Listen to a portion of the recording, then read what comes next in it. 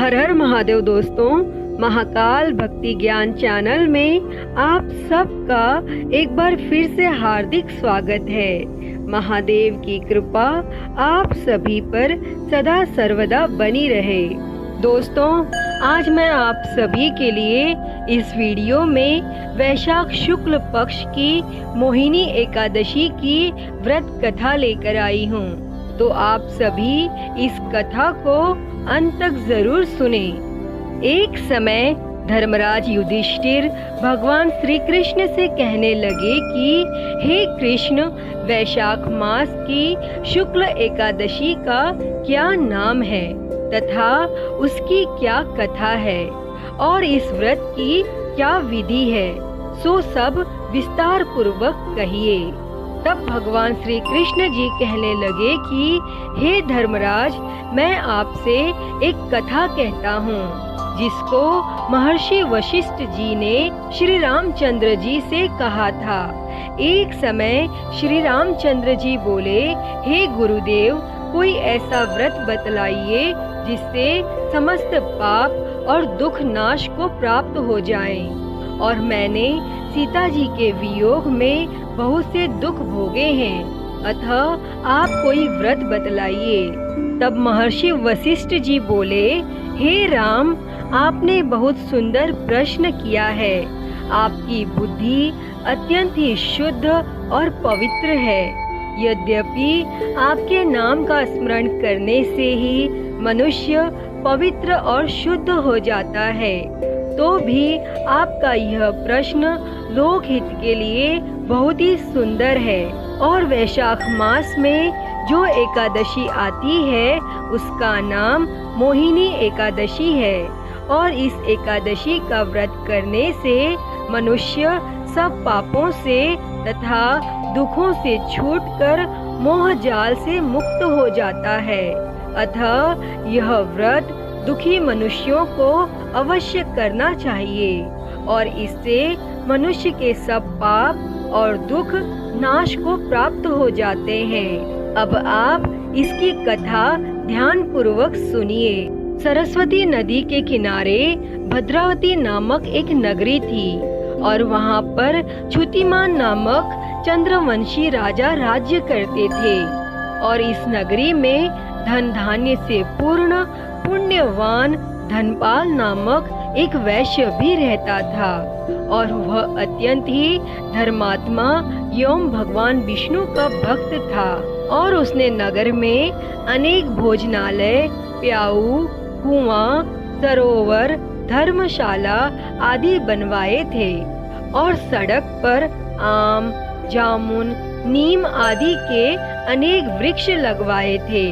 और उस वैश्य के 5 पुत्र थे, सुमना, सद्बुद्धि, मेधावी, सुकीर्ति और धृष्ट बुद्धि। और इनमें धृष्ट बुद्धि नाम वाला 5वां पुत्र महापापी था और वह पितर आदि को नहीं मानता था। वह वैश्या और दुराचारी मनुष्यों की संगति में रहकर जुआ खेलता तथा परिस्त्रियों के साथ भोग विलास करता तथा मदमांस का सेवन करता और भी अनेक कुकर्मों में वह अपने पिता के धन को नष्ट करता था और वैश्याओं के साथ गले में हाथ डालकर फिरता रहता था। और इन्हीं कारणों से उसके पिता और भाइयों तथा कुटुंबियों ने उसको घर से निकाल दिया और उसकी निंदा करने लगे। फिर घर से निकाल देने के बाद वह अपने गहने और कपड़े बेचकर निर्वाह करने लगा। और जब सब धन नष्ट हो गया तो वैश्या और दुष्ट संगी साथियों ने भी उसका साथ छोड़ दिया। अब वह भूख और प्यास से अत्यंत दुखी रहने लगा और कोई सहारा न देखकर वह चोरी करने लगा। और एक बार वह पकड़ा गया, परंतु राज्य कर्मचारियों ने उसको वैश्य का पुत्र जानकर छोड़ दिया। मगर जब दूसरी बार वह फिर पकड़ा गया तो उसे उन्होंने राजा के सामने उपस्थित कर दिया। तब राजा ने उसे कारागार में बंद कर दिया और कारागार में राजा ने उसको बहुत दुख दिए और कहा कि तू मेरी नगरी से निकल जा। और वह नगरी से निकलकर वन में चला गया। फिर वह वन में पशु पक्षियों को मारकर खाने लगा। फिर कुछ समय के पश्चात वह बहेलिया बन गया और धनुष बाण लेकर पशु पक्षियों को मार मार कर खाने लगा। फिर एक दिन वह भूख और प्यास से दुखित होकर खाने की खोज में फिर रहा था कि कौंडिन्य ऋषि के आश्रम पर पहुंच गया। और उस समय वैशाख मास था और कौंडिन्य ऋषि गंगा स्नान करके आ रहे थे। तब उनके भीगे वस्त्र के छींटे पड़ने से उसको कुछ सद्बुद्धि प्राप्त हुई और वह मुनि के सामने हाथ जोड़कर कहने लगा कि हे मुने, मैंने अपने जीवन में बहुत भारी पाप किए हैं और आप उन पापों से छूटने का कोई साधारण और बिना धन का उपाय बतलाइए। फिर उसके दीन वचन सुनकर ऋषि कहने लगे कि ध्यान देकर सुनो, तुम वैशाख शुक्ल एकादशी का व्रत करो और इस एकादशी का नाम मोहिनी है और इससे तेरे सब पाप नष्ट हो जाएंगे। फिर मुनि के ऐसे वचन सुनकर वह अत्यंत प्रसन्न हुआ और उनके द्वारा बताई हुई विधि के अनुसार उसने मोहिनी एकादशी का व्रत किया। हे राम, इस व्रत के प्रभाव से उसके सब पाप नष्ट हो गए और अंत में वह गरुड़ पर चढ़कर विष्णु लोक गया। और इस व्रत से मोह आदि सब नष्ट हो जाते हैं। संसार में इस व्रत से श्रेष्ठ अन्य कोई व्रत नहीं है और इसके महात्म्य को पढ़ने अथवा सुनने से 1000 गौदान का फल प्राप्त होता है। हे भगवान, इस कथा को कहते, सुनते और हुंकारा भरते पर सदैव अपनी कृपा बनाए रखना। तो बोलिए जय श्री हरि विष्णु। प्रिय भक्तजनों, आइए अब सुनते हैं सभी मनोकामनाओं को पूरी करने वाली अगली कथा। एक बार एक राज्य में एक राजा रहता था। राजा बहुत ही बुद्धिमान और बलशाली था। राजा सदा ही अपनी प्रजा का बहुत अच्छे से ध्यान रखता था। प्रजा भी राजा को बहुत पसंद करती थी। राजा की 2 बेटियां थी। राजा अपनी दोनों बेटियों से बहुत प्रेम करता था। राजा की छोटी बेटी देखने में बहुत सुंदर और आकर्षित थी और वहीं पर राजा की बड़ी बेटी छोटी बेटी के मुकाबले थोड़ी कम सुंदर थी। राजा की छोटी बेटी माता की पूजा किया करती थी और सभी लोग राजा की छोटी बेटी से बहुत प्रेम करते थे और बहुत प्रशंसा किया करते थे। राजा भी अपनी छोटी बेटी को बड़ी बेटी से अधिक प्रेम करता था, जिसके कारण राजा की बड़ी बेटी को अपनी छोटी बहन से बहुत नफरत होने लगी थी। राजा की दोनों बेटियां जब बड़ी हो गईं, तब एक पड़ोस के राज्य में रहने वाले राजकुमार राजा की बड़ी बेटी के लिए रिश्ता लेकर आया। लेकिन जैसे ही उस राजकुमार की नजरें राजा की छोटी बेटी पर पड़ी, तो वह राजकुमार राजा की छोटी बेटी पर आकर्षित हो गया और छोटी बेटी से पहली नजर में प्रेम करने लगा। और उस राजकुमार ने राजा की बड़ी बेटी के साथ विवाह करने से मना कर दिया और उसने राजा से कहा कि मैं आपकी छोटी बेटी से विवाह करना चाहता हूँ। और यह सब देखकर राजा की बड़ी बेटी अपनी छोटी बहन से बहुत क्रोधित हो गई और राजा की बड़ी बेटी ने अपनी छोटी बहन को अपना सबसे बड़ा दुश्मन मान लिया। तब राजा की बड़ी बेटी ने अपनी छोटी बहन से बदला लेने का निर्णय किया और राजा की बड़ी बेटी ने अपनी छोटी बहन को जान से मारने का उपाय सोचा और उसने अपनी छोटी बहन को मारने के लिए सबसे पहले एक लड्डू में जहर मिलाकर अपनी छोटी बहन को दिया और उसको लड्डू खाने के लिए कहा। लेकिन लड्डू खाने के बाद भी छोटी बहन को कुछ भी नहीं हुआ। लेकिन फिर भी बड़ी बहन ने हार नहीं मानी और जब उसकी छोटी बहन रात में कमरे में सो रही थी तब उसने एक मटके में सांप रखकर उसके कमरे में छोड़ दिया। लेकिन सांप भी छोटी बहन का कुछ नहीं कर पाया। जिसके बाद बड़ी बहन ने छोटी बहन से कहा कि चलो हम लोग कुएं में से पानी भरकर लाते हैं। और वह अपनी छोटी बहन को पानी भरने के बहाने कुएं के पास ले गई और उसने अपनी छोटी बहन को कुएं में धक्का दे दिया। लेकिन छोटी बहन को तब भी कुछ नहीं हुआ, क्योंकि हर बार ग्यारस माता उसकी रक्षा कर रही थी। और उधर बड़ी बहन अपने सारे प्रयास के बाद भी असफल हो रही थी, जिससे वो बहुत क्रोधित हो गई। और फिर उसने अपनी छोटी बहन के पास जाकर उससे प्रश्न किया कि मेरी छोटी बहन, क्या तुमको पता है कि भगवान ने सबकी मृत्यु एक निश्चित समय पर लिखी हुई है और कैसे तुम्हारी या मेरी मृत्यु होगी, क्या यह तुम जानती हो? तब छोटी बहन ने अपनी बड़ी बहन को बताया कि हाँ दीदी, मैं जानती हूँ मेरी मृत्यु कैसे होगी। और छोटी बहन से यह सब बातें सुनकर बड़ी बहन मन ही मन बहुत प्रसन्न होने लगी और उसने अपनी छोटी बहन से कहा कि तो तुम मुझे अपनी मृत्यु का राज बताओ। तब छोटी बहन ने अपनी बड़ी बहन से कहा कि मेरी मृत्यु तो एक तोते में है, जो तोते के गले में एक हार है, उससे मेरी मृत्यु होगी। जब कोई भी व्यक्ति तोते को मारकर उस हार को अपने गले में पहने तो मैं मूर्छित हो जाऊंगी, और जैसे ही उस हार को अपने गले से उतारे तो मैं वापस से जीवित हो जाऊंगी। और फिर अपनी छोटी बहन की मृत्यु का राज जानकर बड़ी बहन बहुत खुश हुई और उसने अपनी छोटी बहन को मारने के लिए उसके पालतू तोते को ढूंढना शुरू कर दिया। और छोटी बहन को इस बात का आभास हो गया था कि कोई उसकी जान लेना चाहता है, जिसके लिए वह अपने पिताजी के पास गई और उसने अपने पिताजी से कहा कि पिताजी, मेरी मृत्यु के बाद आप मुझे मत जलाइएगा,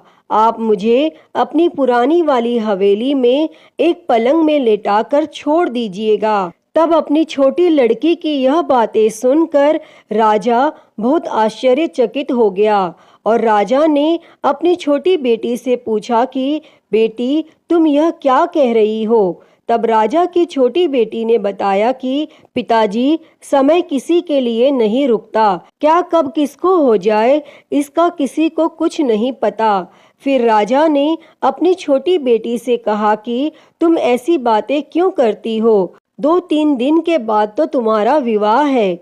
लेकिन छोटी बेटी ने अपने पिताजी को ऐसा करने पर मजबूर कर दिया और उनसे वचन ले लिया और राजा ने भी अपनी छोटी बेटी की बात स्वीकार कर ली। और 2-3 दिनों के बाद जब शादी का समय आया तब राजकुमार बारात लेकर राजा के घर आया और राजकुमार और राजा की छोटी बेटी का विवाह शुरू हो गया। और जैसे ही राजा की छोटी बेटी राजकुमार के साथ फेरे लेने लगी तो उसकी बड़ी बहन अपनी छोटी बहन के कमरे में जाकर उसके तोते को पकड़ लेती है और उसको जान से मार देती है और तोते के गले में जो हार था उसको अपने गले में धारण कर लेती है। और जैसे ही बड़ी बहन उस हार को अपने गले में धारण करती है तो उधर छोटी बहन 3.5 ही फेरे ले पाती है और वहीं पर बेहोश होकर गिर जाती है। जिसके बाद राजा ने बड़े बड़े हकीमों को बुलाया और अपनी छोटी बेटी का इलाज करने के लिए कहा। और राजा की बात सुनकर जब वैद्य ने छोटी बेटी को देखा तो राजा को बताया कि आपकी छोटी बेटी ना तो जीवित है और ना मरी हुई, ऐसा मैं पहली बार देख रहा हूँ। तब राजा ने वैद्य और हकीम को यह बात बाहर बताने से मना कर दिया और उनको कहा कि अगर तुमने यह बात किसी को बाहर बताई तो हम तुमको फांसी दे देंगे। और राजा ने अपनी छोटी बेटी को पुराने महल में जाकर एक पलंग में लेटा दिया और वहां पर कुछ सैनिकों को तैनात कर दिया। इसके बाद राजा वापस अपने महल पर आ गया और राजा की बड़ी बेटी अपने पिताजी के पास आई और कहने लगी कि पिताजी, अगर यह शादी संपन्न नहीं हुई तो आपकी इज्जत का क्या होगा? आप कहें तो मैं आपकी इज्जत बचाने के लिए राजकुमार से शादी करने के लिए तैयार हूँ। जिसके बाद राजा ने अपनी बड़ी बेटी की बात मान ली और राजा ने बड़ी बेटी को छोटी बेटी के कपड़े पहनाकर मंडप में भेज दिया। लेकिन राजकुमार यह जान गया कि यह राजा की छोटी बेटी नहीं है, बल्कि यह राजा की बड़ी बेटी है। लेकिन जब राजकुमार ने शादी करने से मना किया तो सभी लोगों ने राजकुमार को बेवश करके राजा की बड़ी बेटी से बचे हुए फेरों को संपन्न करा दिया और विवाह संपन्न हुआ। जिसके बाद राजकुमार राजा की बड़ी बेटी को अपने महल में ले गया और विवाह होने के बाद राजकुमार उससे ना तो बात करता था, न उसे पसंद करता था और ना ही उसके आसपास भटकता था। और राजकुमार ने यह फैसला लिया था कि वह अपनी प्रेमिका को ढूंढ कर रहेगा और यह जान कर रहेगा कि उसके साथ क्या हुआ है। एक दिन राजकुमार अपने घोड़े पर सवार होकर राजा के पुराने महल के पास पहुंचा, जहां पर उसने कुछ सैनिकों को देखा। महल के पास पहुंचकर राजकुमार ने जब महल को ध्यान से देखा तो वह समझ गया कि यह तो हमारे ससुर जी का ही महल है। तब राजकुमार ने सैनिकों से पूछा कि तुम लोग यहाँ क्या कर रहे हो और इस महल के अंदर उस पलंग में कौन लेटा है? जिसके बाद सैनिकों ने बताया कि यहाँ पर राजा की छोटी बेटी लेटी है। और यह सुनकर राजकुमार बहुत प्रसन्न हो गया और वह तुरंत अपनी प्रेमिका के पास पहुंच गया और उसकी सेवा करने लगा। जैसे ही रात हुई तो राजा की छोटी बेटी उठकर खड़ी हो गई और राजकुमार यह देखकर बहुत खुश हो गया और उसने अपनी प्रेमिका से पूछा कि तुम यहाँ क्या कर रही हो? तुम मेरे साथ मेरे घर चलो। तब राजा की छोटी बेटी ने राजकुमार को सारी बातें बता दी कि मेरी जान एक तोते में बसती थी और मैंने यह बात सिर्फ अपनी बड़ी बहन को बताई थी और मुझे पता है कि उसने ही मुझे मारने का प्रयास किया है। उसके पास एक हार है जिसको वह सुबह पहन लेती है और रात को उतार देती है। जब तक वह हार को पहन कर रखती है तब तक मैं मूर्छित रहती हूँ और जैसे ही वो हार को उतार देती है तो मैं जीवित हो जाती हूँ और जब तक मेरी बड़ी बहन के पास वो हार रहेगा तब तक मैं ऐसे ही जीवित और मूर्छित होती रहूंगी। अगर मेरी बड़ी बहन के पास जो हार है वो मेरे हाथ लग जाए तो मैं हमेशा के लिए जीवित हो जाऊंगी। तब राजकुमार यह सब बातें सुनकर राजा की छोटी बेटी के पास रहने का निर्णय ले लेता है और उसने अपने बचे हुए सारे फेरे उस पलंग में लेटी हुई राजा की छोटी बेटी के साथ ले लिए और अपना विवाह पूर्ण कर लिया और वहीं पर वह रहने लगा। और देखते ही देखते कुछ समय में राजा की छोटी बेटी और राजकुमार की पत्नी गर्भवती हो गई और एक दिन राजकुमार को किसी काम से बाहर जाना पड़ा। तब छोटी बहन के पेट में बहुत तेज से दर्द होने लगा, जिसके बाद उसने माता का आह्वान किया। जिसके बाद वहां माता प्रकट हुई और उन्होंने अपने भक्त के दर्द को दूर किया और एक पुत्र की प्राप्ति करवाई। तब वहीं पर अचानक से राजकुमार भी आ गया। राजकुमार ने ग्यारस माता को देखा तो वह आश्चर्यचकित हो गया और उसने तुरंत ग्यारस माता को प्रणाम किया और ग्यारस माता ने राजकुमार से कहा, जब तुम्हारा पुत्र 5 वर्ष का हो जाए तो तुम आकर अपनी पत्नी का हार इसके गले में डाल देना।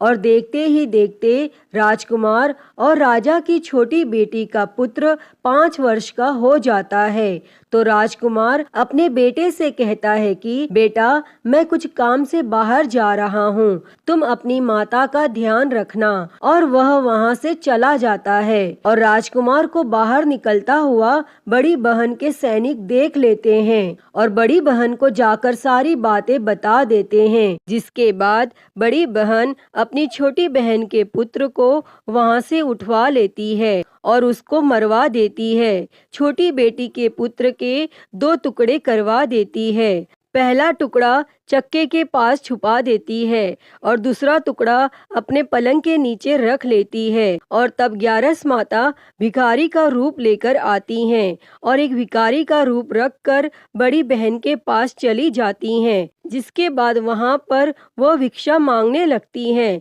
तो बड़ी बहन अपने नौकरों से कहती है कि जाकर भिक्षा दे दो। लेकिन जैसे ही नौकर 11 माता को भिक्षा देने के लिए आते हैं तो माता उन्हें मना कर देती है और कहती है कि मैं तुम्हारी महारानी से ही भिक्षा लूंगी। जिसके बाद बड़ी बहन स्वयं ही भिक्षा देने के लिए माता के पास आती है। तब माता एक बिल्ली का रूप लेकर उसके कमरे में चली जाती है और वहाँ पर छोटी बेटी के पुत्र के 2 टुकड़े को आपस में जोड़ देती हैं और उसे जीवित कर देती हैं और फिर उसे वहाँ से ले जाती हैं। तब राजकुमार अपने बेटे को लेकर अपनी पत्नी के पास जाता है और उसे कहता है कि तुम इसका ध्यान रखना। अगर तुम इस बच्चे का अच्छे से ध्यान रखोगी तो मैं तुमसे बात करूंगा। और एक दिन राजकुमार अपने बेटे से कहता है कि तुम अपनी माता से उनके गले का हार मांग लो। तो अपने पिता की बात मानकर राजकुमार का बेटा अपनी माता जी के पास जाता है और कहता है कि माता, मुझे तुम्हारा हार चाहिए। और यह सुनकर पहले तो बड़ी बहन बहुत क्रोधित होती है, पर उसको यह याद आता है कि राजकुमार ने कहा था कि अगर मैं इस बच्चे का ध्यान अच्छे से रखूंगी तो वह मुझसे बात करेंगे। जिसके कारण वह हार उस बच्चे को दे देती है और वह तुरंत हार को ले जाकर अपने पिताजी को दे देता है। और तभी राजकुमार अपने बेटे को लेकर वहां से जाने लगता है और अपनी पत्नी से कहता है कि तुम हमारे लिए खाना बनाकर रखना, मैं शाम को आकर तुम्हारे साथ खाना खाऊंगा। और वह अपने बेटे को लेकर वहां से चला जाता है और उसके बाद वह राजा के पास जाता है और उनको सारी बातें बता देता है। तब राजा अपनी बड़ी बेटी की यह करतूत सुनकर बहुत क्रोधित होते हैं और अपनी परवरिश पर ही दोष देने लगते हैं।